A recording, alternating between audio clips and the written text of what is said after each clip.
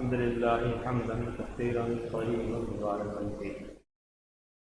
سبحانك اللهم وبحمدك والحمد على علمك بعد علمك.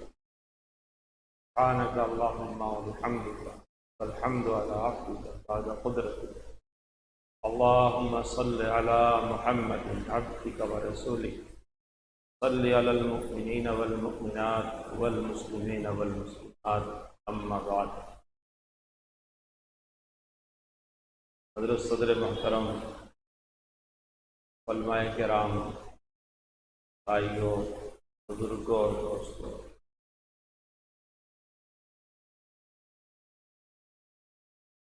یہ جلسہ جو حضرت مولانا عبدالعلیم صاحب دامت برکاتہم بڑے اہتمام سے منعقد کرتے ہیں، یہ ان کے اپنے بزرگوں کا شروع کیا ہوا ایک ضروری سلسلہ ہے۔ جیسے مدرسے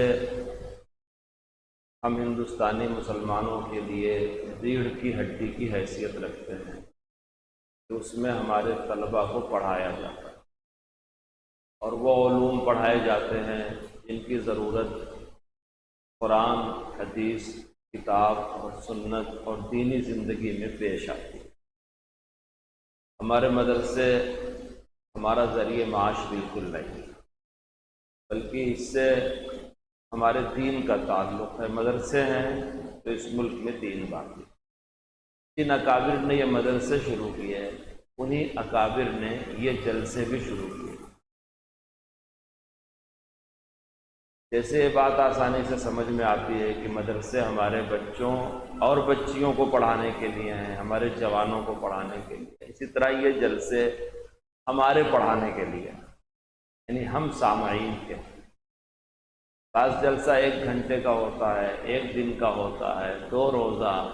پہلے سے روزہ جلسے بڑے عام تھے۔ خود فیض آباد میں شفائے روح کے نام سے 3 دن کا جلسہ ہوا کرتا تھا، اور ہم بچے تھے، حضرت مولانا اس میں پابندی سے شرکت فرمایا کرتے تھے۔ جلال پور میں جلسہ ہوا کرتا تھا۔ یو پی کے اکثر شہروں میں 2 روزہ، 6 روزہ، 1 روزہ جلسے ہوا کرتے تھے۔ وہ سارے جلسے اسی جلسے سے جڑے ہوئے تھے۔ یہ ان تمام جلسوں کا مرکزی جلسہ تھا اور مسلسل 15 روز ہوتا تھا۔ جہاں تک میں سمجھتا ہوں ان جلسوں میں تقریر، واعظ، بیان سے زیادہ ہم کو درس دیا جاتا تھا۔ سبق کی طرح ہم کو ہمارے عقیدے پڑھائے جاتے تھے، اس پر مذاکرہ ہوتا تھا۔ ہمارے اعمال میں جو کمزوری آ گئی ہے، نیتوں میں جو فرق پڑ گیا ہے، نظریات میں جو تبدیلی آ گئی، یا جو جھکا جھور آندھی چلتی تھی ہمارے عقائد، ہمارے اعمال، ہمارے نظریات، ہمارے خیالات کو بدلنے کے لیے، اس زہریلی ہوا سے مسلمانوں کو، اہل سنت والجماعت کو بچایا جاتا۔ بعض چیزیں اس طرح سے متعارف ہوتی ہیں کہ اس کی حیثیت کم ہو جاتی ہے، اور وہ سازش کے طور پر اسی طرح متعارف کرائی جاتی ہے۔ اس میں سے ہمارے یہ جلسے بھی ہیں جن کو اختلافی جلسہ کہے کہ میں پناہ جلسے میں اختلافی بات ہوتی، اس کی اہمیت کو کم کر دیا جاتا، کیونکہ ایک عام آدمی اپنے آپ کو نزاع اور اختلاف سے بالاتر رکھنا چاہتا ہے۔ میں کہا کرتا ہوں جن باتوں پر، جن عقائد پر، جن اعمال پر ایسے جلسوں میں امت کو درس دیا جاتا ہے، اس کی ذہنی تربیت کی جاتی ہے، اس کے عقیدے اور اس کے اعمال کو قوت دی جاتی ہے، انرجی فراہم کی جاتی ہے، صلہ بخشا جاتا ہے، یہ اختلافی نہیں بلکہ یہ اصلاحی جلسے ہوتے ہیں۔ کیونکہ اسلام نام ہے کچھ عقیدوں کا، کچھ اعمال کا۔ اگر عقیدہ فاسد ہے تب بھی اسلام ناقص ہے، اور اعمال فاسد ہے تب بھی اسلام ناقص ہے۔ تو یہ اصلاحی جلسے ہوئی ہے، جس کو ایک سازش کے تحت اختلافی جلسے نام دے کر کے کتاب اختلافی عنوان ہے۔ بہت ساری جگہ ہم لوگ جلسوں میں جاتے ہیں، ناظم صاحب، صدر صاحب گوش گزار کر دیا کرتے ہیں، کوئی اختلافی بات نہ کی جائے۔ تو ہم کو کہیں کہیں جلسے میں اسٹیج پر کہنا پڑتا ہے کہ ہم جو کہہ رہے ہیں ہم خود اس کے ذمہ دار ہیں، منتظمین کو بارے گہرا نہیں کرتے۔ کیونکہ لوگوں نے اس کاوش کو، اس کوشش کو، اصلاح کی اس کوشش کو، جو اکابر کا عامت المسلمین پر بہت بڑا احسان تھا کہ انہوں نے ہمارے عقیدے کی حفاظت کیا، ہمارے اعمال کی حفاظت کیا، اختلافی نام دے کر کے اس کی حیثیت اور علماء کی محنت کو کم کیا۔ اس لیے آپ اپنا ذہن یہ بنا کر کے چلیں اور میری بات یہ سمجھ کر کے سنیں کہ یہ اصلاحی باتیں ہیں، ہمارے عقیدے اور ہمارے اعمال کے لیے ضروری باتیں ہیں۔ چاہے مجھ طالب علم کی بات ہو، چاہے یہاں سے کہی جانے والی 15 دن کی اکابر علماء کی بات۔ اس جلسے کا ایک امتیاز یہ بھی رہا ہے 100 سال سے کہ پورے ملک کے مغز، مکھن، اکابر، اہل تقوی، اہل سلوک، اہل دل، اہل تزکیہ، یعنی امت کے مقتدی طبقے کو یہاں فراہم کیا جاتا ہے۔ آپ حضرات کو ان کی زیارت اور ملاقات کا موقع دیا جاتا ہے، ان سے استفادہ۔ یہ آپ پر اور آپ کی نسلوں پر اس جلسے کا بہت بڑا احسان ہے۔ جتنے لوگ یہاں 15 راتوں میں تشریف لاتے ہیں، ان میں سے ایک ایک کا وقت لینے کے لیے اچھے لوگوں کو برسوں کوشش کرنی پڑتی ہے، پھر بھی خاطر خواہ سیر حاصل ان سے نہ ملاقات ہو پاتی ہے، نہ ان کے خیالات کو سنا جا سکتا ہے، اور نہ ان لوگوں کو ایسا ماحول فراہم ہوتا ہے کہ وہ دین کی باتیں نڈر اور بے خوف ہو کر کے بلا خوف لومۃ لائم امت کے سامنے پیش کریں۔ اس لیے میرے دوستو، ہم تھوڑی دیر اپنے عقیدے کی چند باتیں اور اپنے اعمال کی چند باتوں کا مذاکرہ کریں، یہ سمجھ گئے کہ ہم میں کہاں کہاں اصلاح کی ضرورت ہے۔ ہم ملک کے بہت سارے جلسوں میں جاتے ہیں اور اپنی بات بہت کم کہتے ہیں، لیکن یہاں کہنا پڑ رہا ہے۔ جلسوں میں ایسا ہوتا ہے کہ لوگ جلسے میں شریک مقررین، علماء، اساتذہ سے خوف کھاتے ہیں، مگر ملک کے 2-3 جلسے ایسے ہیں کہ مجھے جہاں کے سامعین سے ڈر لگتا ہے۔ یہ جلسہ بھی انہی جلسوں میں سے ہے، کیونکہ یہاں کے سامعین کو دین کی اتنی باتیں معلوم ہوتی ہیں جو ہم جیسے بہت سارے طلباء کو نہیں معلوم ہے، اس لیے کہ وہ اکابر کو دیکھے ہوئے ہوتے ہیں، ان کو سنے ہوئے ہوتے ہیں، ان کو سمجھے ہوئے ہوتے ہیں، اور ان کی صحبت اٹھائے ہوئے ہوتے ہیں۔ صحبت کا کوئی بدل نہیں ہے، اور ہم کو یہ سمجھنا چاہیے کہ دین زندگی میں صحبت سے ہی آتا ہے۔ اس وقت ایک بات بہت پھیلائی جاتی ہے اور اچھے خاصے لوگ نقل کرتے ہیں، دین زندگی میں قربانیوں سے آتا ہے۔ زبان زد جملہ ہے، دین زندگی میں قربانیوں سے آتا ہے۔ ایسا نہیں ہے، قربانی دینے سے دین پر عمل کرنے کی استعداد پیدا ہوتی ہے۔ جیسے ایک گلاس بنایا جاتا ہے شیشے کا، تو اس کو تپایا جاتا ہے، پھر اس شیشے میں یہ قوت ہوتی ہے کہ کتنے ڈگری گرمی کو یہ برداشت کر سکتا ہے۔ تو جو مجاہدے ہوتے ہیں، جو قربانیاں دی جاتی ہیں، اس سے استعداد پیدا ہوتی ہے۔ دین تو اصل حاصل ہوتا ہے صحبت سے۔ صحابہ کرام رضوان اللہ تعالی علیہم اجمعین کو صحبت نصیب ہوئی تھی حضرت محمد رسول اللہ صلی اللہ علیہ وسلم کی، اسی لیے وہ صحابی قرار دیے گئے۔ صحبت کا کوئی بدل نہیں ہے۔ اسلامی لغت میں تقدس کے، عظمت کے جتنے القاب استعمال ہوتے ہیں، آپ کبھی غور کریں، آپ کسی کو جناب کہتے ہیں، عالی جناب کہتے ہیں، کسی کو مولانا کہتے ہیں، حضرت مولانا کہتے ہیں، قاری صاحب کہتے ہیں، مفتی صاحب کہتے ہیں، علامہ کہتے ہیں، اور آگے بڑھیے آپ کسی کو ولی کہتے ہیں، کسی کو صالح کہتے ہیں، کسی کو متقی کہتے ہیں، کسی کو قطب کہتے ہیں، غوث کہتے ہیں، ابدال کہتے ہیں، سرتاج الاولیاء کہتے ہیں۔ میں آپ کے ضمیر سے پوچھتا ہوں، آپ کے دل سے پوچھتا ہوں، آپ سے جاننا چاہتا ہوں، یہ سارے تقدس کے الفاظ کیا لفظ صحابی کے برابر ہو سکتے ہیں؟ یہ سارے مقدس اور پرعظمت القاب ایک طرف، لیکن لفظ صحابی اسلامی ڈکشنری میں تقدس کے سارے الفاظ بونے اور چھوٹے ہیں لفظ صحابی کے ساتھ، کیونکہ صحابیت ایک مقام ہے۔ بعد والوں کو جو دین ملا وہ صحابہ کے ذریعے سے ہی ملا ہے۔ اور صحابہ کو جو دین ملا حضرت محمد الرسول اللہ کی صحبت سے ملا، فیضان نظر سے ملا۔ آپ صلی اللہ علیہ وسلم اتنے قوی الفیض تھے، چونکہ آپ نبی ہیں، خاتم الانبیاء ہیں، سید الانبیاء ہیں، سید الاولین والآخرین ہیں۔ آپ کی ایک نظر میں تزکیہ ہو جایا کرتا تھا، دل دماغ کی حالت درست ہو جایا کرتی تھی، آدمی کا ظاہر باطن پاک ہو جایا کرتا تھا۔ اس لیے جس کو ایک لمحے کے لیے بھی صحبت نصیب ہو جاتی تھی حضرت محمد رسول اللہ صلی اللہ علیہ وسلم کی، کوئی چیز دوسری اس کا بدل نہیں ہو سکتی۔ انہوں نے صحبت سے دین سیکھا، اس دین پر عمل کیسے کیا جائے یہ سیکھا، اور انہوں نے ہی ہم کو پہنچایا۔ آپ یاد کریں سورہ حشر کی وہ آیت کریمہ، 28ویں پارہ سورہ حشر کی 10ویں نمبر کی آیت کریمہ ہے، ربنا اغفر لنا ولإخواننا الذین سبقونا بالایمان ولا تجعل فی قلوبنا غلا للذین آمنوا ربنا انک رؤوف رحیم۔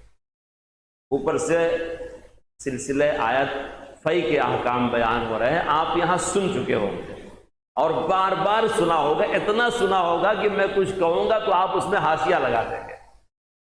مجھے صرف ایک بات نقل کرنا ہے، حضرت امام اہل سنت رحمۃ اللہ علیہ فرما رہے ہیں، ان کے افادات میں ہے کہ کسی کے زمانے کا سابق ہونا اپنی ذات میں کوئی فضیلت نہیں رکھتا۔ اس آیت کریمہ میں جو ذکر کیا گیا سبقونا بالایمان، یہاں رویہ سخن یہ ہے کہ سابق والے مابعد والوں کے ایمان کا سبب بنے، جو پہلے کے لوگ ہیں، یعنی صحابہ وہ ہیں جو بعد کے ہر مسلمان کے ایمان کا سبب بنے ہیں۔ ورنہ ایک زمانہ 200 سال پہلے کا ہے، 100 سال پہلے کا ہے، 1500 سال پہلے کا ہے، زمانہ کے مقدم تاخر اور تقدم زمانے کا اپنے اندر فی نفسی کوئی خاص فضیلت نہیں رکھتا۔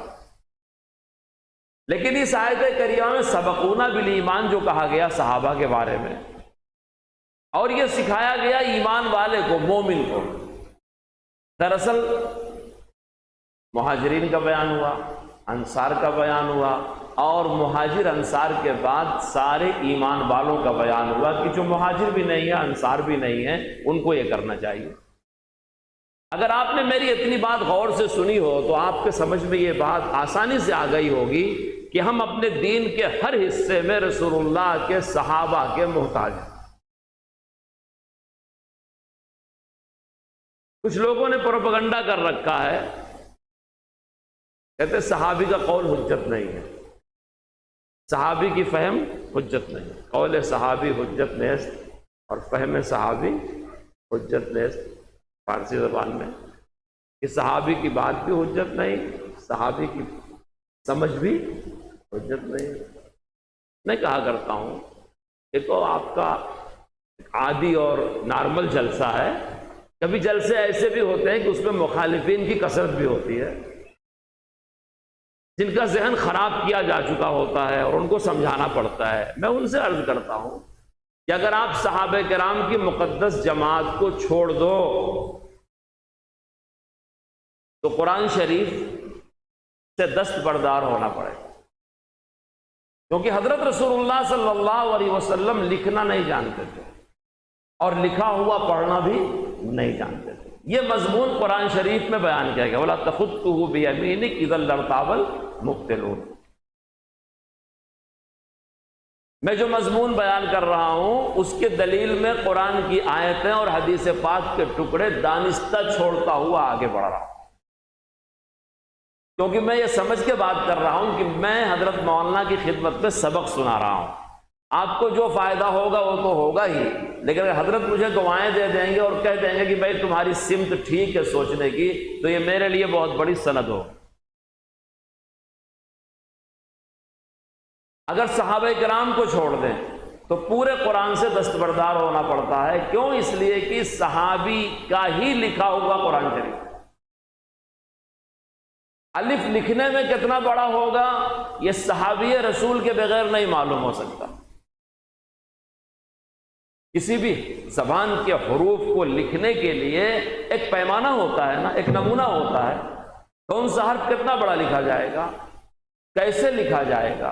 اگر آپ صحابہ کے واسطے کو ختم کر دیں تو قرآن سے دستبردار ہونا پڑے گا، لفظوں سے بھی اور اس کی تلاوت سے بھی، کیونکہ الف بولنے میں کتنا بڑا ہوگا، حرکت کیسے ادا کی جائے گی، سکتات کیسے ادا کیے جائیں گے، قرآن کے مخارج کیا ہیں۔ حضرت رسول اللہ صلی اللہ علیہ وسلم کی بعثت کا مقصد یہ تھا کہ امت کو قرآن سکھا دیں۔ آپ یاد کیجیے، الرحمن علم القرآن خلق الانسان علمہ البیان، وہ آیت یاد ہے، لتبین للناس، اللہ نے فرمایا نبی قرآن کے بیان کرنے کے لیے تشریف لائے ہیں۔ تو نبی صلی اللہ علیہ وسلم نے جو بیان فرمایا، اگر آپ اس کڑی کو، جن کا ایمان سبب بنا ہمارے ایمان کے لیے، جن کے اعمال سبب بنے ہمارے اعمال کے لیے، جن کا اسلام سبب بنا ہمارا، اس جماعت کا دین سبب بنا بعد میں آنے والے قیامت تک کے اہل ایمان کے لیے، اگر وہ واسطہ ختم ہو گیا تو ہم کو دین سے۔ ایک قوم ایسی ہے جو اس اہمیت کو شاید ہم سے تم سے زیادہ سمجھتی ہے، اس لیے وہ قرآن سے دستبردار ہو گئی۔ حضرت امام اہل سنت کا ایک مقولہ ہے، ہمارے پورب کا ہی وہ ضرب المثل ہے، کہتے گڑ بھرا ہنسیا، ان کے لیے قرآن شریف گڑ بھرا ہنسیا ہے۔ اگر وہ ہنسیا سے ڈرتے ہیں تو گڑ ہاتھ سے جاتا ہے، اور ہنسیا کے ساتھ گڑ کھا لیتے ہیں تو آنکھیں کٹ جاتی ہیں۔ تو اگر کیونکہ جن لوگوں کے زہریلے اور مضر اثرات سے اہل سنت کے معاشرے میں ایمان اور عقیدے میں فساد پیدا ہوتا ہے، ان کی ساری عمارت ہی کھڑی ہوئی ہے تحریف قرآن پر۔ اچھا، اسی سے لگا ہوا ہے، صحابہ کو مانے اور قرآن کو چھوڑ دے، ہو نہیں سکتا، اور قرآن کو چھوڑ دیں صحابہ کو مان لے، ہو نہیں سکتا۔ ہر ایک دوسرے کے ساتھ لازم ملزوم ہے۔ تو انہوں نے کیا کیا، صحابہ کو بھی چھوڑ دیا اور قرآن کو بھی چھوڑ دیا۔ اب ایسا اسلام جس میں رسول اللہ صلی اللہ علیہ وسلم کے صحابہ سے بے نیازی ہو جائے، میں تو بے نیازی چھوٹا لفظ استعمال کر رہا ہوں، ان کے عقیدے کی بنیاد تو تبرہ پر ہے،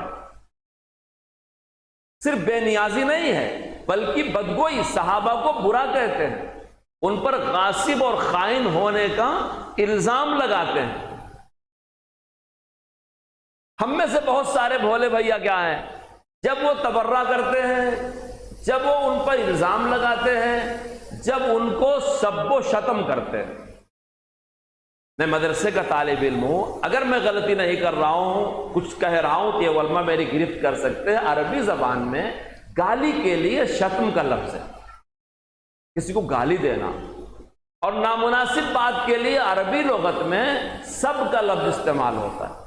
ادھر رسول پاک فرما رہے ہیں کہ میرے صحابہ کو نامناسب بات بھی نہ کہی جائے، اور ادھر وہ شتم کے درجے سے آگے بڑھ کر کے افترا کرتے ہیں، تحریف کا۔ آپ کہیں گے کیسا؟ دیکھو، یہ محرم الحرام کا مہینہ چل رہا ہے، آج 7ویں تاریخ ہے، آپ کے ہاں محرم میں گلی کوچے میں مرثیے پڑھے جا رہے ہوں گے۔ حضرت عباس علمدار کا مرثیہ بڑا زوردار پڑھا جاتا ہے، اور یہیں کے ایک شاعر نے لکھا تھا کہ شیر کی آمد ہے کہ رن کانپ رہا ہے، رستم کا جگر زیر کفن کانپ رہا ہے۔ آپ غور کر کے دیکھ لیں، حضرت علی المرتضیٰ رضی اللہ تعالی عنہ کے بیٹے عباس جس ماں سے پیدا ہوئے تھے، اسی ماں کے 2 بیٹے اور بھی تھے، ایک کا نام ابو بکر تھا، ایک کا نام عثمان تھا۔ ان کا مرثیہ کبھی آپ نے نہیں سنا ہوگا، نہ لکھنؤ میں کبھی لکھا گیا ہوگا۔ یہ کیا ہے؟ اسے مذہب نہیں کہتے، اسے دین کی خدمت نہیں کہتے، اسے دین اسلام کے خلاف ایک سازش کہتے ہیں کہ ایک ہی ماں ام البنین کلابیہ کے بطن سے 3 لڑکے پیدا ہوتے، حضرت علی المرتضیٰ رضی اللہ تعالی عنہ کے، اور تینوں کربلا میں شہید ہوتے ہیں۔ حضرت حسین کے قافلے میں شریک رہتے ہیں، ساتھ رہتے ہیں، ان کے وفادار رہتے ہیں، ان کے بھائی کے تو وفادار کیوں نہیں ہوں گے؟ لیکن عباس علمدار کے مرثیے سے جلدوں کی جلدیں بھری ہوئی ہیں، ان کا علم نکالا جاتا ہے، اور ان دونوں کا نام کیوں نہیں لیا جاتا؟ کیونکہ ایک کا نام ابو بکر ہے اور ایک کا نام عثمان۔ اور پتہ نہیں اس قوم کو معلوم ہے کہ نہیں معلوم ہے، تاریخ دمشق میں ابن عساکر نے محمد بن سلام سے نقل کیا ہے کہ حضرت علی نے اپنے ایک بیٹے کا نام عمر بھی رکھا تھا۔ جی، محمد بن سلام کہتے ہیں میں نے عبداللہ بن عیسیٰ بن محمد بن عمر سے پوچھا کہ تمہارے دادا نے حضرت علی نے اپنے بیٹے کا نام عمر کیسے رکھ دیا؟ کہنے لگے میں نے اس کے بارے میں اپنے دادا سے، اپنے ابا سے پوچھا۔ انہوں نے کہا کہ میں نے اپنے ابا سے پوچھا تھا، یعنی عمر نے حضرت علی سے پوچھا تھا۔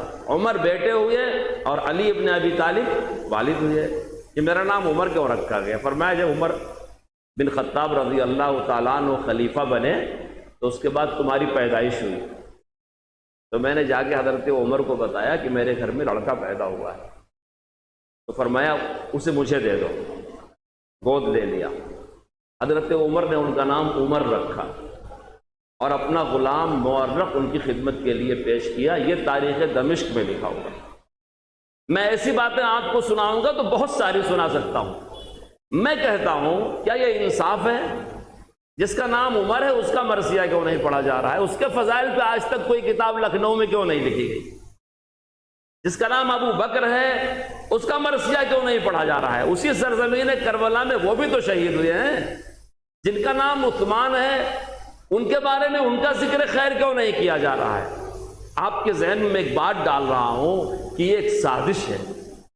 معاملہ صرف برات کا نہیں ہے کہ ایک طبقہ صحابہ سے بری ہے، بلکہ وہ صحابہ کی عزت و ناموس پر ایسے ایسے راستوں سے حملہ آور ہے کہ اگر اس کے ماہر اور فنکار علماء ربانی نہ ہو تو مسلمانوں کے ایمان کا بیڑا دن دہاڑے غرق ہو جائے، کوئی بچانے والا نہیں۔ حضرت مولانا عبدالشکور صاحب رحمۃ اللہ علیہ ہندوستان کے ملت کے ان باتوفیق علماء میں سے ہیں جنہوں نے رد فرقے باطلہ کو ایک فن کے طور پر سمجھا ہے اور سمجھایا ہے۔ انہی کا فیض ہے کہ آج ہم سب اس موضوع پر دو چار باتیں آپ کے سامنے کہنے کے لائق ہیں۔ جب کوئی چیز فن کا درجہ اختیار کر جاتی ہے تو اس کا سمجھنا آسان ہے، اس سے فائدہ اٹھانا بھی آسان ہے، لیکن ہمارا مد مقابل اتنا شاطر ہے کہ جس فن سے ہم اہل سنت والجماعت کے عقائد اور اعمال کی حفاظت کرتے ہیں اس نے اس فن کو اختلافی موضوع کا نام دے کر کے بے حیثیت کرنے کی کوشش کیا۔ لیکن اللہ کا شکر، اللہ کو اپنا دین ہم سے کہیں زیادہ پیارا ہے۔ اس نے ہر زمانے میں ایسے پاسبان کھڑے کیے ہیں جو ایک ایک مسلمان کے ایمان اعمال کی حفاظت کر رہے ہیں، اور جن جن راستوں سے وہ شر پھیلا رہے ہیں ہر راستے پر یہ رکاوٹ کھڑی کرنے کے لیے تیار ہیں اور امت کو بچانے کے لیے تیار ہیں۔ میں ایک بات آپ سے عرض کر رہا تھا کہ ان صحابہ کرام رضوان اللہ تعالی علیہم اجمعین سے دستبردار ہونے کے بعد دین ہمارے ہاتھ میں نہیں رہ جاتا۔ تو جب کوئی طبقہ دستبردار ہوتا ہے اور اتنی مکاری سے وہ دستبردار ہونا کیا حملہ آور بھی ہوتا ہے، تو ہمارا ایک بھولا بھیا طبقہ کا ہے جو صرف صحابہ کے فضائل بیان کرنے پر اکتفا کرتا ہے۔ اچھے خاصے پڑھے لکھے لوگ بھی صرف فضائل صحابہ پر مطمئن ہو جاتے ہیں۔ میں عرض کرتا ہوں فضائل تو مسواک کے بھی محدثین نے بیان کیے ہیں، فضائل تو اس گھوڑے کے بھی بیان کیے گئے ہیں جو اللہ کے راستے کے لیے پالا گیا ہو۔ فضیلت سے کس کو انکار ہے؟ دراصل معاملہ یہ ہے کہ دین اسلام میں صحابہ کا مقام کیا ہے، ان کا درجہ کیا ہے، ہم کو ان صحابہ کے بارے میں کیا نظریات رکھنے چاہیے، کیا عقیدہ رکھنا چاہیے، کیا خیالات رکھنا چاہیے۔ ایک طرف جو صحابہ کے بدخواہ ہیں وہ اتنے متشدد ہیں، اگر علی المرتضیٰ رضی اللہ تعالیٰ عنہ کے صاحبزادے کا نام عمر ہے اس سے بھی دستبردار ہے اور بیزار ہے، اگر شہید کربلا کا نام ابو بکر اور عثمان ہے اس سے بھی دستبردار ہے۔ ایک طرف مد مقابل حریف صحابہ کی عزت و ناموس پر حملہ آور ہونے والے ایسے شاطر ہیں، اور ایک طرف امت کو صحابہ کے حقوق بتانے والے، سب کو نہیں کہتا، کچھ لوگ اتنے غافل ہیں کہ تھوڑے سے فضائل بیان کرنے پر اکتفا کر لیتے ہیں۔ معاملہ صرف فضیلت کا نہیں ہے، معاملہ صحابہ کے سلسلے میں اس امت پر کیا نظریات رکھنا ضروری ہے۔ آپ نے یہاں سے سنا ہوگا اور سنیں گے میں بھی طالب علم ہونے کی حیثیت سے ان باتوں کا مذاکرہ کر دیتا ہوں جو میں نے یہیں کے اکابر کی کتابوں میں پڑھا ہے، ان سے ہی استفادہ کر کے آپ کو یہ بات پہنچا رہا ہوں۔ ہر ایمان والے پر ضروری ہے کہ وہ ہر صحابی کے سلسلے میں یہ عقیدہ رکھے کہ اس سے اللہ تعالی راضی ہے۔ جی میں اعلان کرتا ہوں، چاہے وہ صحابی رسول حضرت امیر معاویہ ہوں، عمر ابن العاص ہو، محمد بن ابو بکر ہو، جن کو خاص طور سے لوگوں نے نشانہ بنا رکھا ہے، ازواج مطہرات ہوں، عائشہ صدیقہ رضی اللہ تعالیٰ عنہ، حضرت حفصہ، دیگر ازواج مطہرات، بنات طیبات ہوں، صغار صحابہ ہوں، کبار صحابہ ہوں، جنگ جمل، جنگ صفین میں حصہ لینے والے ہوں، حضرت طلحہ، حضرت زبیر ہوں، عشرہ مبشرہ، کوئی بھی صحابی ہو جس نے ایک نگاہ رسول اللہ کی زیارت کر لیا، آپ کا زمانہ پایا، آپ کی صحبت جس کو حاصل ہو گئی، بعد میں آنے والے ہر مومن مسلمان پر ضروری ہے کہ اس کے بارے میں عقیدہ رکھے کہ اللہ تعالیٰ ان سے راضی ہے۔ اللہ تعالیٰ کا علم ازلی، علم ابدی ایسا ہے کہ جس سے وہ راضی ہوتا ہے ہمیشہ کے لیے راضی ہے۔ کچھ لوگ یہ کہتے ہیں کہ اللہ تعالیٰ کے علم میں بدا ہوتا رہتا ہے، یعنی اسے جزیات کا علم نہیں ہے، وہ بھولتا رہتا ہے، فیصلہ کرنے کے بعد معلوم ہوتا ہے کیا کرنا چاہیے۔ یہ سب زندقہ اور سفسطہ ہے، دین اسلام میں اس کی کوئی گنجائش نہیں۔ اللہ ایک ہے، پاک ہے، بے عیب ہے، لا تأخذہ سنۃ ولا نوم، آیت الکرسی ہر مسلمان کو تقریباً یاد ہے۔ اللہ کے علم میں ساری چیزیں ہیں۔ جن صحابی کے سلسلے میں اللہ تعالیٰ نے اپنی کتاب میں اعلان فرمایا، آپ پڑھیے سورہ توبہ کی 100 نمبر کی آیت کریمہ، آپ نے یہاں سے سنا بھی ہوگا، رضی اللہ عنہم ورضوا عنہ۔ جو صحابی ہے اللہ نے اس کو تمغہ دیا کہ اللہ اس سے راضی ہے۔ ہر ایمان والے کو یہ عقیدہ اور یقین رکھنا چاہیے کہ جس کا صحابی ہونا معلوم ہو جائے وہ اللہ کا پسندیدہ بندہ ہے۔ ایک بات اور آپ کے ذہن میں ڈالتا چلوں، جتنے کلمہ پڑھنے والے ہیں وہ بھی اللہ کے محبوب بندے ہیں۔ اب فرق کیا ہوا؟ جتنے کلمہ گو غیر صحابی ہیں اللہ ان سے بھی راضی ہے، لیکن ان سے راضی ہونے کی خوشخبری اللہ نے نص میں نہیں دیا ہے، قرآن کی آیتوں میں نہیں دیا ہے۔ اور صحابہ کرام سے راضی ہونے کا اللہ نے تذکرہ اپنی کتاب میں کیا ہے، رسول اللہ نے اپنی زبان سے کیا ہے۔ رسول اللہ نے صحابہ کے مجموعی حقوق، فضائل، حالات، ان سے اپنی رضا اور خوشنودی کا ذکر کیا، اور انفرادی طور سے بھی ان کی حوصلہ افزائی کیا اور ان کے فضائل بیان کیے۔ جن کے سامنے اللہ کے رسول نے اپنے صحابہ کی تعریف کیا اور ان کو تمغہ دیا، سند دیا، ان کو کامیاب بتایا، ان کو جنتی ہونے کی بشارت دیا۔ علامہ ابو زید دبوسی رحمۃ اللہ علیہ بہت اچھی بات لکھتے ہیں تقریب الادلہ میں، کہتے ہیں پوری امت کے لوگوں کے لیے قرآن کریم اور حدیث شریف الگ الگ درجہ رکھتے ہیں۔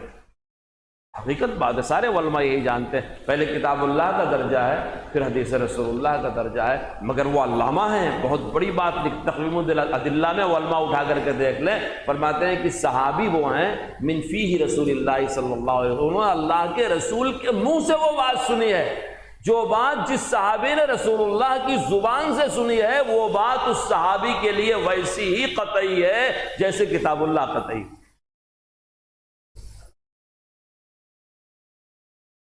تو یہ یقین اور عقیدہ ہر مسلمان سے اللہ راضی ہے، لیکن قرآن میں کسی کا تذکرہ نہیں ہے۔ اصول بیان کر دیا اللہ نے، علامتیں بیان کر دیا اللہ تعالیٰ نے، مگر صحابہ کرام کے بارے میں اللہ نے فرمایا رضی اللہ عنہم ورضوا عنہ، ہم ان سے راضی ہیں، یہ ہم سے راضی ہیں۔ اور ہر صحابی رسول جنتی ہے۔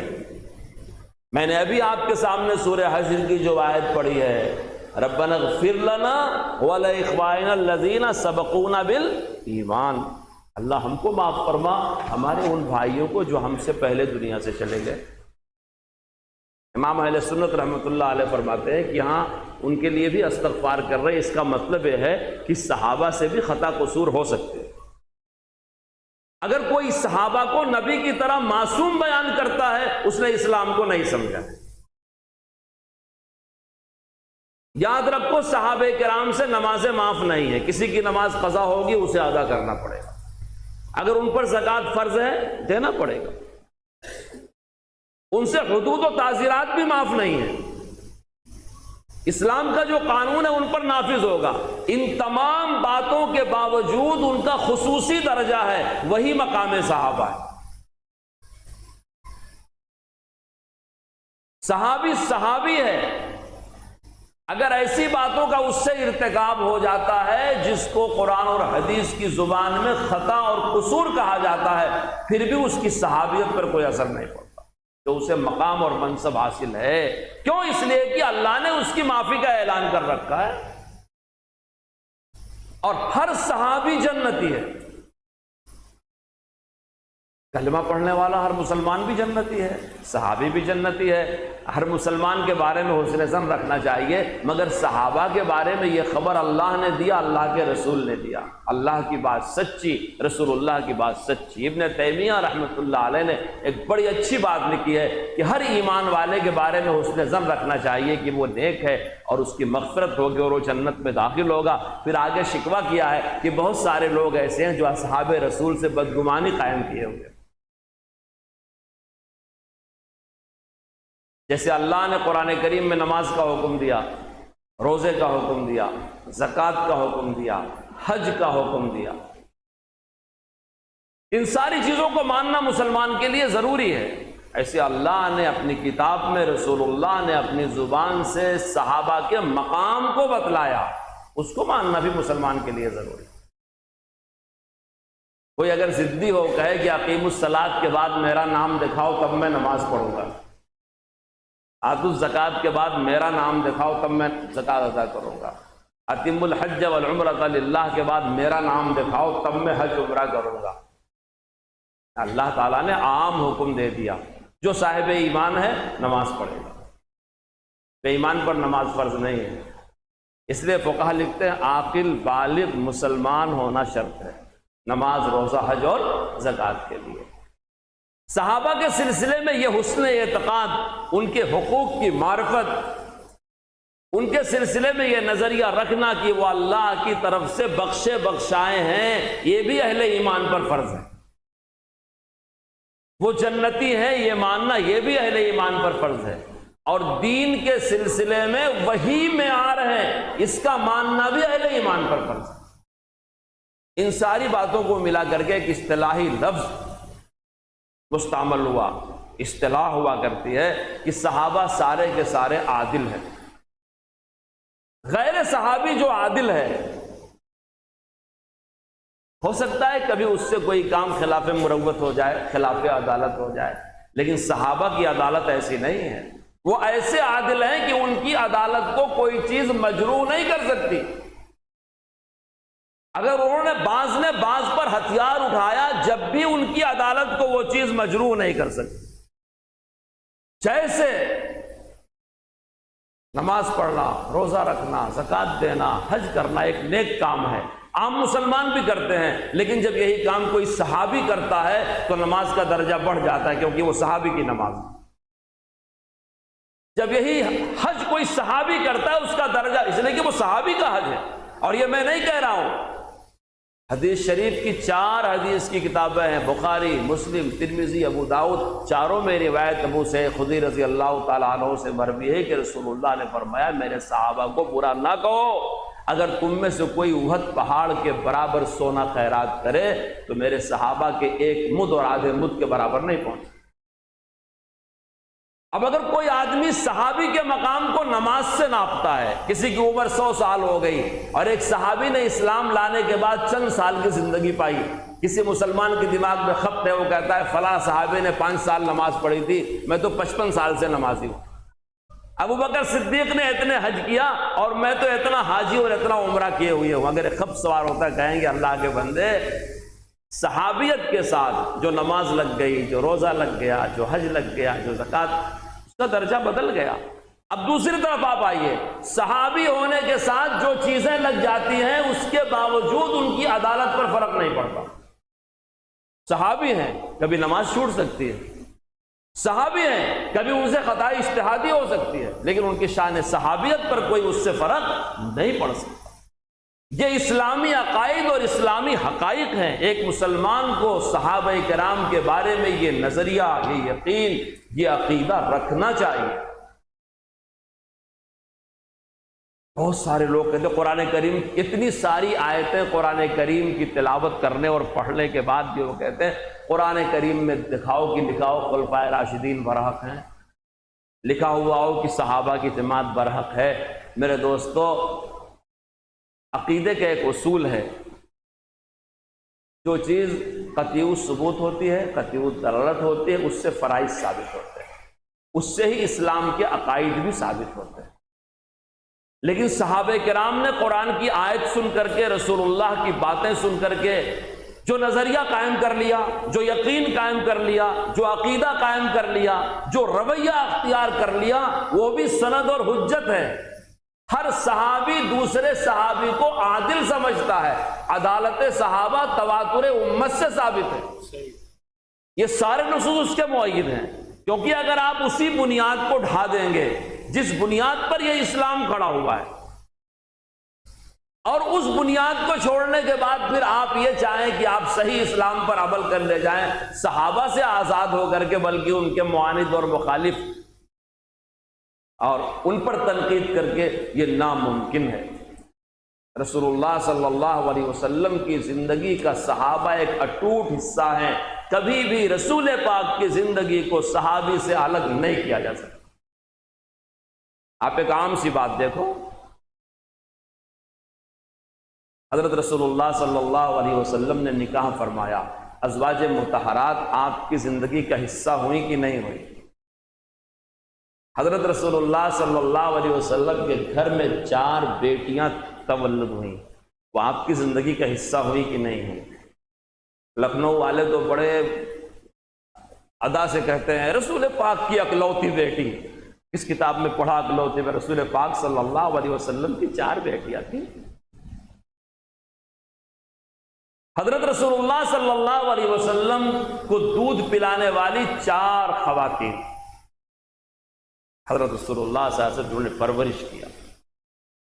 اچھا، حضرت محمد الرسول اللہ صلی اللہ علیہ وسلم کے جو خاندانی تعلقات ہیں، میں آپ کو سماج کی طرف متوجہ کر رہا ہوں، آپ دوسری طرف آ جائیے۔ اللہ کے رسول ایمان کی دعوت لے کے آئے تو کلمہ کس نے پڑھا؟ نماز فرض ہوئی تو مقتدی کون بنا؟ جہاد فرض ہوا تو ہتھیار کس نے اٹھایا؟ ہجرت کا حکم ہوا، گھر بار کس نے چھوڑا؟ یہ سب قرآن کی آیتوں میں لکھا ہوگا۔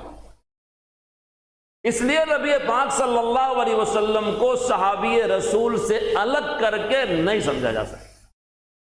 صحابہ کرام حضرت محمد رسول اللہ صلی اللہ علیہ وسلم کی زندگی کا ایسا اٹوٹ حصہ ہے، ایسا شیر و شکر ہیں کہ ان کے بغیر دین کو سمجھا ہی نہیں جا سکتا۔ یہ ہر مسلمان پر حق ہے کہ صحابہ کرام کو اس طرح سے سمجھیں، جانیں، ان کے بارے میں یہ یقین کریں اور ان کے بارے میں یہ عقیدہ رکھیں، کیونکہ ان کو چھوڑ کر کے کوئی دیندار ہو جائے، کوئی ایمان والا ہو جائے، کوئی مسلمان ہو جائے، وہ ایمان نہیں ہوگا، وہ یقین نہیں ہوگا، وہ عقیدہ نہیں ہوگا، وہ اسلام نہیں ہوگا، بلکہ وہ کچھ اور ہی ہوگا۔ حضرت محمد رسول اللہ صلی اللہ علیہ وسلم نبی تھے، اللہ نے آپ کو منتخب فرمایا تھا، آپ کے لیے اللہ نے صحابہ جو منتخب فرمائے، ان صحابہ کے ذریعے دین اسلام کی تکمیل ہوئی۔ شریعت کے ایک ایک قانون کے لیے صحابہ کرام کو اللہ اور اللہ کے رسول نے استعمال کیا، جب جا کر کے شریعت وجود میں آئی۔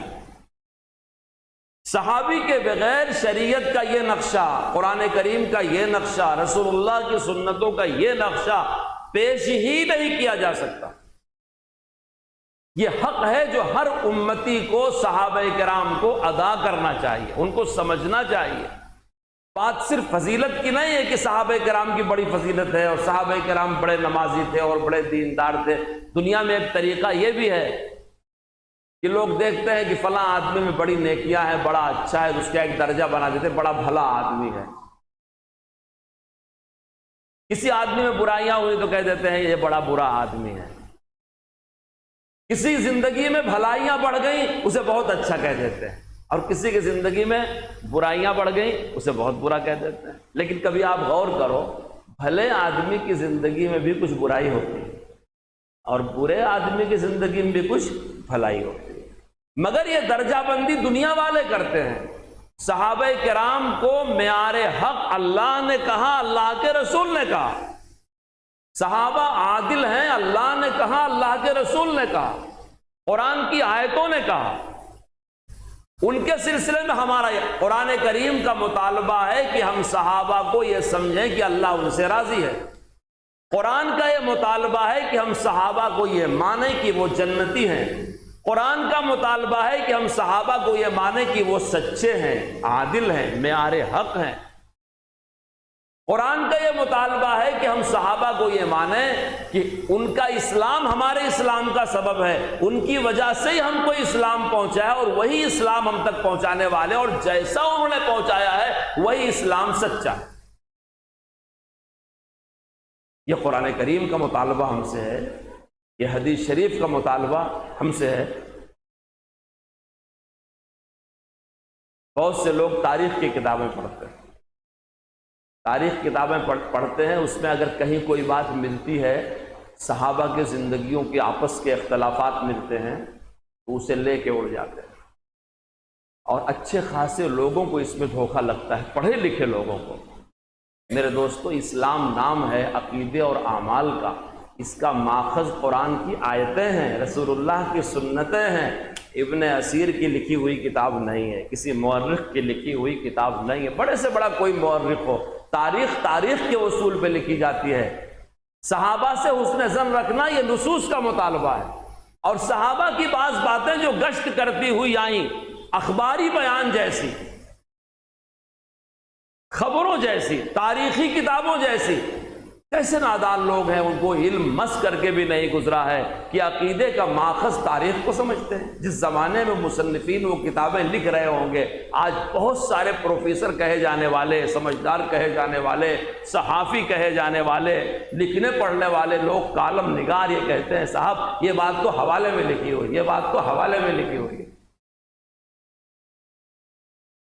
عقیدے کی بنیاد اللہ کی کتاب قرآن کریم ہے، تاریخ کی کتاب عقیدے کی بنیاد نہیں ہے۔ مفتی شفیع صاحب رحمۃ اللہ علیہ نے بہت اچھی مثال دیا، اور میں علامہ سیوطی ایک بہت بڑے عالم ہیں، ہر فن میں ان کی کتاب ہے۔ علامہ سیوطی نے طب کی بھی ایک کتاب لکھا ہے، اور اس میں بہت ساری چیزوں کے خواص بیان کیے ہیں۔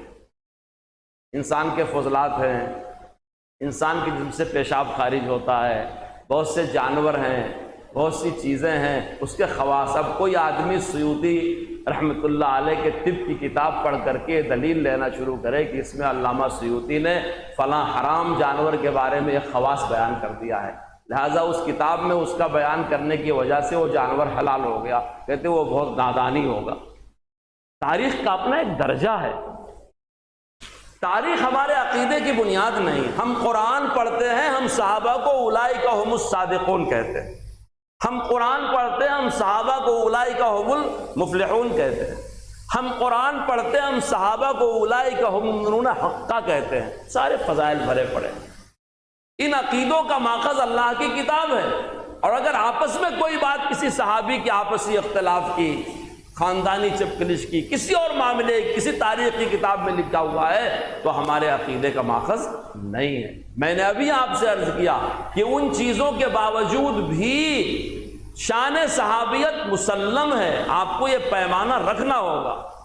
جس طرح عیسائیوں کی دکان نہیں چل سکتی تھی جب تک کہ وہ انبیاء کرام کو غیر معصوم نہ مانے، عیسائی کفار عقیدے کی بنیاد اسی پر ہے کہ وہ کسی رسول، اللہ کے نبی اور رسول کو گناہوں سے پاک نہیں مانتے، اسی پر ان کے کفارے کے عقیدے کی بنیاد ہے، کیونکہ جب وہ نبی کو گنہگار مانیں گے اور دلیل کتنی عجیب و غریب دیتے ہیں. ایک عیسائی مجھ سے کہنے لگا کہ ہم کو آدم علیہ السلام سے وراثت میں انسانیت کے ساتھ ساتھ گناہ بھی ملا، کیونکہ انہوں نے جنت میں اللہ نے منع کیا تھا اس درخت کے قریب جانے سے، وہ کھایا. تو جب ہم پیدا ہوتے ہیں تو انسان بھی پیدا ہوتے ہیں، گنہگار بھی پیدا ہوتے ہیں. کتنا گھٹیا تصور ہے نبوت اور رسالت کے بارے میں. گویا نبی بھی ان کے ہاں عام انسان کے برابر ہے اور نبی بھی گنہگار. اسی طرح میرے دوستو، تحریف قرآن کا عقیدہ ہو، تولا کا عقیدہ ہو، تبرہ کا عقیدہ ہو، اس کو چلانے کے لیے صحابہ کرام سے امت کو بے اعتماد کیا گیا، ان پر تنقید کی گئی، ان پر جرح کی گئی. اسماء الرجال کی کتابیں جن لوگوں نے لکھا ہے، لاکھوں لوگوں کے حالات لکھے ہیں، وہ تابعی تک پہنچ کر کے ٹھہر جاتے ہیں. تمام اہل سنت والجماعت کا متفقہ فیصلہ ہے کہ اصحاب رسول جرح سے بالا تر ہیں. ہمارا زمانہ ذرا ماڈرن زمانہ ہے. لوگوں نے کہا جرح نام نہ دو، ریسرچ کا نام دے دو، کہ ان کے بارے میں تحقیق کی جا رہی ہے. اللہ مفتی شفیع صاحب رحمۃ اللہ علیہ قبر کو نور سے بھر دے، فرمایا کہ یہ تحقیق کرنا ایسا ہی ہے جیسے کوئی لائق بیٹا اپنے پیدا ہونے کے بارے میں اپنے ماں کی زندگی کا مختلف حصوں کی تحقیق کرنا شروع کرے کہ واقعی میں اپنے باپ کا بیٹا ہوں یا نہیں. یہ تحقیق اور ریسرچ ایسی ہی ہے جن کے صدقے میں اسلام ملا، ایمان ملا، قرآن ملا، جن کے بارے میں اللہ نے گواہی دیا، رسول اللہ نے گواہی دیا، خلق نے گواہی دیا، اپنے اور پرائے لوگوں نے کہا، اور پوری دنیا، مسلمان تو مسلمان، غیر مسلم بھی صحابہ کرام کے حسن کردار کے قائل ہیں. ان کے سلسلے میں ریسرچ کا سہارا لے کر کے جی بھر کر کے ان کی برائی کی جاتی ہے، ان کو برا بھلا کہا جاتا ہے. جو آدمی صحابہ کرام سے بدگمان ہو گیا اس کے دل سے ایمان نکل گیا. امام مالک رحمۃ اللہ علیہ کی مجلس میں کسی نے سوال کرنا شروع کیا، اسی طرح کی بات تھی، اور میں اسے نکال دو یہاں سے، اس میں سے نفاق کی بو آ رہی. امام شافعی رحمۃ اللہ علیہ نے بہت سخت جرح کیا، بہت سخت ناراض ہوئے ایسے آدمی پر. اور مجھے یاد آ رہا ہے ایک کتاب ہے، انہی لوگوں کی کتاب ہے، اس کا نام ہے کشف الغمہ فی معرفت الائمہ. سعید بن مرجانہ اس کے راوی ہیں. حضرت علی زین العابدین ابن حسین رضی اللہ تعالیٰ عنہ سے نقل کرتے ہیں کہ ان کے پاس کچھ لوگ عراق سے آئے اور انہوں نے ابو بکر، عمر، حضرت عثمان کی برائی کرنا شروع کیا. تو حضرت نے سورہ حشر کی یہ آیت پڑھی، للفقراء المہاجرین الذین اخرجوا من دیارہم واموالہم یبتغون فضلا من اللہ ورضوانا. کہا تم لوگ مہاجرین میں سے ہو. یہ آیت ختم ہوتی ہے اولئک ھم السابقون پر. کہا تم مہاجرین میں سے ہو؟ کہنے لگے نہیں. پھر بعد والی آیت پڑھی، الذین تبوؤا الدار والایمان یحبون من ہاجر الیہم. کہا تم مہاجرین انصار میں سے ہو؟ کہا نہیں. فرمایا کہ میں گواہی دیتا ہوں کہ اس کے بعد جو آیت کریمہ ہے، میں نے ابھی جس کا ایک ٹکڑا پڑھا، ربنا اغفر لنا ولاخواننا الذین سبقونا بالایمان ولا تجعل فی قلوبنا غلا للذین آمنوا. فرمایا میں گواہی دیتا ہوں کہ تم ان میں سے نہیں. اور اپنے خادم سے کہا اس کو باہر نکال. یہ روایت انہی کی کتابوں میں لکھی ہوئی ہے جو صحابہ کو مدعون کرتے ہیں، ان پر سب و شتم کرتے ہیں، ان پر تنقید کرتے ہیں، ان کا ذکر شر اور ان کی برائی بیان کرتے ہیں، بلکہ ان پر الزام لگاتے ہیں، اتہام لگاتے ہیں. کوئی بھی طالب علم جب اسلامی لٹریچر اور اسلامی کتابیں پڑھے گا تو قطعاً اسے یہ نظر نہیں آئے گا کہ اہل بیت اطہار اور صحابہ کرام میں کوئی ٹکراؤ، بالکل نظر نہیں آئے گا. لیکن فرضی ٹکراؤ دکھایا گیا. گویا جب تک صحابہ سے نفرت نہ ہو اہل بیت سے محبت نہیں ہوگی، یہ فلسفہ ایجاد کیا گیا. ایسا نہیں ہو سکتا. دونوں اپنے اپنے مقام پر محترم ہیں اور امت نے دونوں کا احترام کیا اور دونوں کا حق ادا کیا، اور ان دونوں کے آپس کے تعلقات بہت ہی خوشگوار، بہت اچھے ہیں. وہ مستقل ایک موضوع ہے، کبھی آپ یہاں کسی عالم دین سے سنیں گے. مجھے یاد آئی ایک بات کہہ کے اپنی بات مختصر کرتا ہوں. میں نے ابھی نام لیا علی ابن حسین کا، ان کا لقب زین العابدین ہے، انہی کی روایت بیان کیا سعید بن مرجانہ کے حوالے سے ان کے بیٹے ہیں، ان کا نام ہے محمد الباقر، اور ان کے بیٹے ہیں جن کا نام ہے جعفر الصادق۔ جیسے میں نے ابھی بتایا حضرت علی رضی اللہ تعالیٰ عنہ کے بیٹے کے نام خلفائے راشدین کے نام پر، بعد میں اہل بیت نے بھی اپنی اولاد کے نام خلفائے راشدین کے ناموں پر رکھے، آپس میں رشتہ داریاں قائم ہوئی۔ آج جو ہے مفروضہ اور فلسفہ دنیا میں پھیلا کے اسلام کی جڑیں کمزور کی جا رہی ہیں، یہ اس دور میں بالکل نہیں تھی، ان کے مد نظر نہیں تھی، بلکہ جہاں کہیں کسی کو ایسی بو نظر آئی خوارج کی، روافظ کی، لوگوں نے اسے وہیں مسلنا ضروری سمجھا اور مسل دیا۔ جعفر صادق رضی اللہ تعالیٰ عنہ کا ایک مقولہ ہے، ان کا لقب بہت سی سیرت اور سوانح کی کتابوں میں عمود الشرف لکھا ہوا ہے، اور شیعہ مذہب کی کتابوں میں تو ان کا یہ لقب بہت مشہور ہے، اور ان کا یہ ملفوظ بھی لکھا ہوا ہے کہ مجھے ابو بکر صدیق نے 2 مرتبہ جنا۔ بہت سے لوگ جعفر صادق تو کہتے ہیں، لیکن ان کو صادق کیوں کہا جاتا؟ یہ ہو سکتا ہے کہ آپ صدیق کو صدیق نہ مانو اور صادق کو صادق مان لو۔ جو صادق ہے، جس کا نام زبان زد ہے جعفر الصادق، وہ یہ کہتے ہیں کہ مجھے ابو بکر نے 2 مرتبہ جنا ہے۔ جب میں نے یہ بات پڑھی تو اول میرے سمجھ میں نہیں آیا کہ یہ کیا مطلب ہے، پھر میں نے شجرہ تلاش کر کے نکالا کہ 2 مرتبہ جننے کا مطلب کیا ہے، تو میرے دوستوں پتہ چلا ابو بکر صدیق رضی اللہ تعالیٰ عنہ کے ایک بیٹے عبد الرحمن، ان کی بیٹی اسماء، اور ان کے دوسرے بیٹے محمد، ان کے بیٹے قاسم، یہ وہی محمد ہیں جو حضرت اسماء بنت عمیس رضی اللہ تعالیٰ عنہ کے بطن سے حجۃ الوداع کے سفر میں پیدا ہوئے۔ رسول پاک نے ان کی تحنیک کیا۔ اسماء بنت عمیس رضی اللہ تعالیٰ عنہ پہلے جعفر طیار کے نکاح میں تھی، اس کے بعد ابو بکر صدیق کے نکاح میں آئی، ابو بکر صدیق کے بعد حضرت علی المرتضیٰ کے نکاح میں آئی، ان کے بطن سے پیدا ہوئے محمد۔ ابو بکر صدیق کے ایک بیٹے عبد الرحمن اور ایک بیٹے محمد، عبد الرحمن کی ایک بیٹی اسماء اور محمد کے بیٹے قاسم۔ اسماء اور قاسم کا نکاح ہوا، پھر پیدا ہوئی ام فروہ، ام فروہ کا نکاح ہوا محمد الباقر سے، ان سے پیدا ہوئے جعفر الصادق۔ اس لیے وہ یہ کہتے ہیں کہ ابو بکر صدیق نے مجھے 2 مرتبہ جنا۔ جو امام الائمہ ہیں، جن کو اہل بیت میں امام الائمہ کہا جاتا ہے، اور جن کے نام کی دہائی دن رات کے لوگ دیتے ہیں، وہ تو صدیق کی صدیقیت کا قائل ہے اور اعتراف کر رہا ہے اور ان پر نچھاور ہوا جا رہا ہے، اپنی فضیلت کی بنیاد ان کی فضیلت پہ رکھ رہا ہے۔ اور آج لوگ خلفائے راشدین کا، اصحاب رسول کا، ازواج رسول کا، اہل بیت سے ٹکراؤ دکھا کر کے اسلام کی شبیہ بگاڑ رہے ہیں۔ میں نے تعلیمانہ معروض رکھی، ایک سبق سمجھ کر کے حضرت مولانا کو سنایا ہے۔ آپ اس اسٹیج سے 15 دن لگاتار ایسی ہی باتیں سنتے ہیں، ہم کو ان کا شکر گزار ہونا چاہیے کہ انہوں نے ہمارے عقائد کی فکر کیا، ان بنیادی باتوں پر ہمارا تزکیہ اور ہماری اصلاح کیا جو گھن کی طرح ایک مومن کے ایمان کو کھائے جاتے ہیں۔ اگر ان چیزوں سے مومن پرہیز نہیں کرے گا، بچے گا نہیں۔ صحابہ کرام کی خصوصیت ہے کہ وہ دین کے لیے مخلص ہے۔ قرآن نے کہا یبتغون فضلا من اللہ ورضوانا، جو جنتی ہو، جو عادل ہو، جو معیار حق ہو، جو دین کے سلسلے میں مخلص ہو، جس سے اللہ راضی ہو، وہ ساری کی ساری جماعت پر تبرہ کیا جائے، اسے اسلام کا دشمن کہا جائے، اسلام بگاڑنے والا کہا جائے، قرآن میں تحریف کرنے والا کہا جائے، اور یہ جو ساری غلطیوں کو اپنا کر کے اسلام کا ایک نیا ایڈیشن پیش کر رہے ہیں، اس کو صحیح اسلام کہا جائے۔ ایسا اسلام یاد رکھو نہ دنیا میں امت کو سرخرو کرے گا، نہ آخرت میں نجات دلا سکے گا۔ دنیا اور آخرت میں تو وہی اسلام سر بلند کرے گا جو صحابہ کرام والا اسلام ہے۔